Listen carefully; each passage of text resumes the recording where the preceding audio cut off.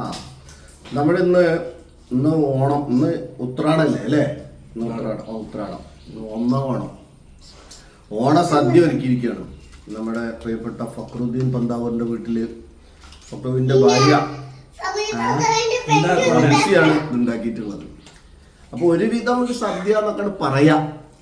അപ്പൊ ഇതില് കുറെ സാധനങ്ങളുണ്ട്. ഇതില് പ്രധാനമായിട്ട് മെയിനായിട്ട് ഇതൊന്ന് കാണിച്ചു കൊടുത്തേ. ഇത് എല്ലാ സദ്യയിലും ഉണ്ടാവില്ല. ഇത് എല്ലാ ഓണസദ്യയിലും ഇല്ലാത്തൊരു സാധനമാണ് ചിക്കൻ.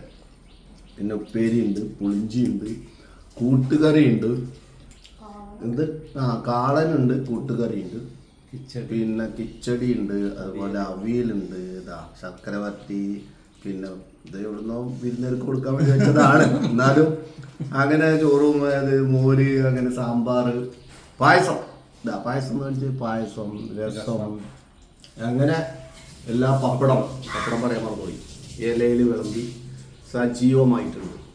അപ്പോൾ ഒരാളും കൂടി വരാണ്ട്, ആൾ എത്തും. അപ്പോൾ ഇതൊരു സ്പെഷ്യലായിട്ട് ഇത് ഉണ്ടാക്കാണ്ട ഒരു കാരണമുണ്ട്.